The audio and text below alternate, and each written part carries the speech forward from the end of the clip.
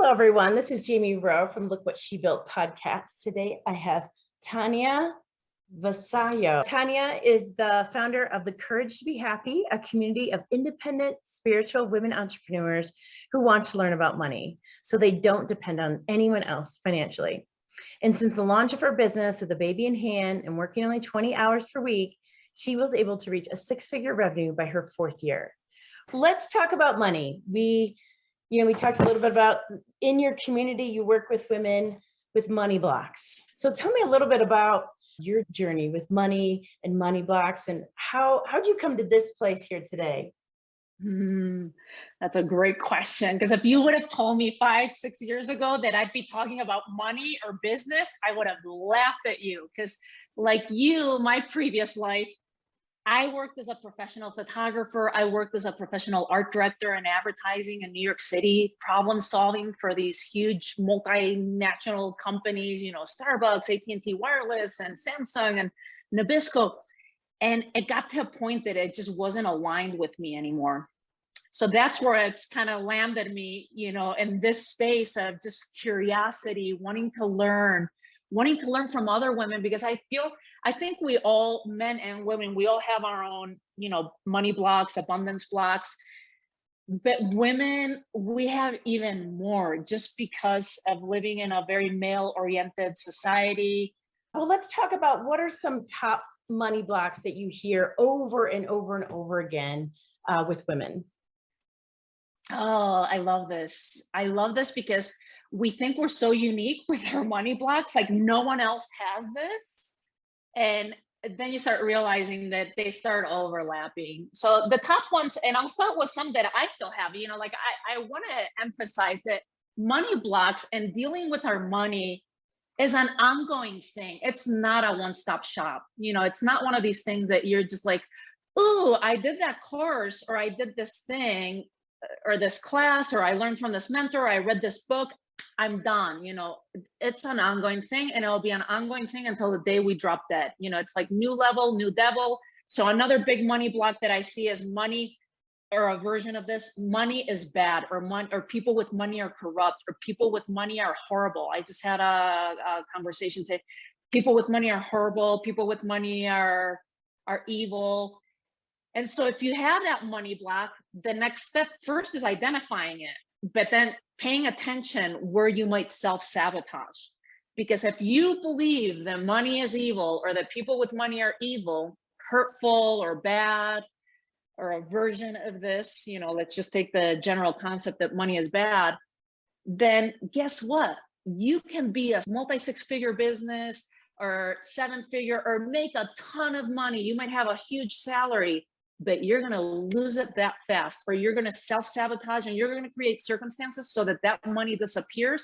Because if you hold on to money, then you're evil. That's the programming you have. And you don't want to be evil. We all want to be loved. We all want to be connected. We don't want to be kicked out of the tribe. So even though I'm making a lot of money, or I just inherited a huge chunk, or I won the lottery, immediately you're going to sabotage that, and it's going to go out the window, or you're going to spend it, or you're going to attract unforeseen circumstances, and you're going to spend it all, and it's just going to disappear. And then you're going to ask, like, wow, why is it every time I make a lot of money, I can't seem to, there's never enough.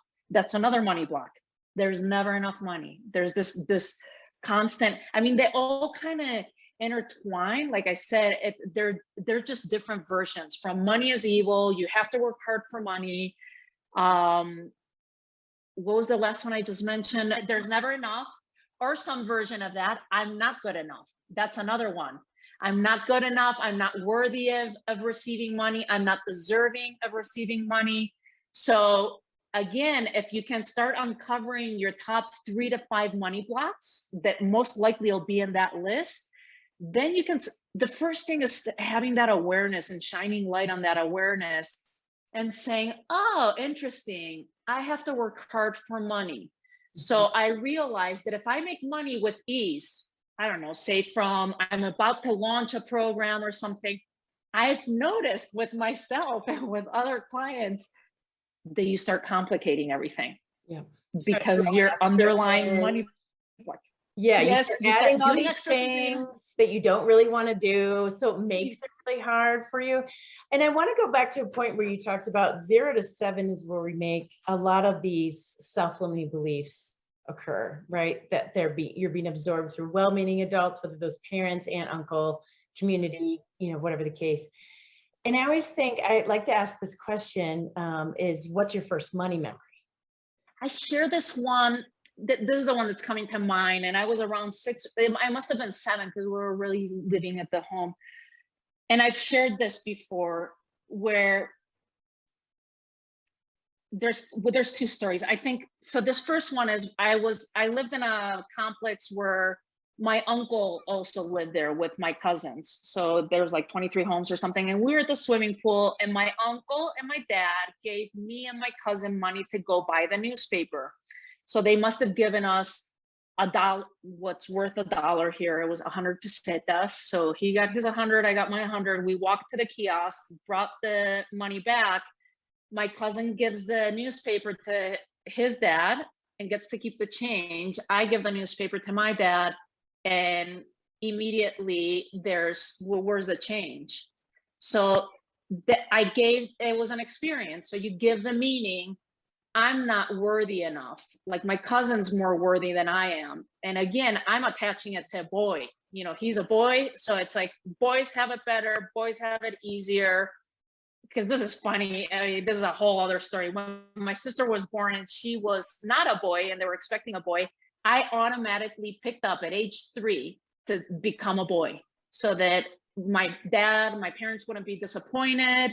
I also could perceive at that age that boys had it easier. So from age 3 on, all the way up to like 13, I wanted to act like a boy, be like a boy, everything like a boy, because I thought that they would have it easier. So anyway, that's a whole other story, but that's one of the first memories. So I see these as the major ones. Oh, and the one we were mentioning before of money is evil, or money's bad, or people with money are bad or corrupt, so if the majority end up intertwining with some version of this.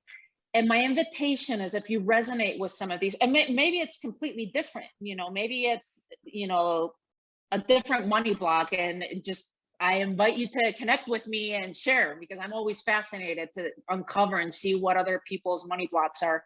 But these tend to be the general ones: not worthy of it, I'm not good enough, there's never enough, you have to work hard for money. Money is evil, is the root of all evil, or people with money are corrupt or bad. So that the first step is identifying what you might feel are the top 3 for you. Like in my case, it's the worthiness of it and deserving of it. So the invitation, as you're looking for evidence of the opposite, is to start programming your brain to look for the opposite things, and say, oh, look, Jamie just did a launch while she was on vacation, and she was out in Hawaii enjoying life, and she made, a 6-figure launch. Wow. Note to self, let me go see if I can find some other people. How did she do it? What systems did she have in place? Because you're trying to prove yourself wrong, because all these years of your life, you've been proving yourself right with this wrong money belief, with this programming that's not serving you. So we want to look for the programming that is going to serve you. So I invite you to just go and start getting a little bit curious. Surround yourself with other women, come into our community, because once women are financially free and your needs are covered, I believe the world would change.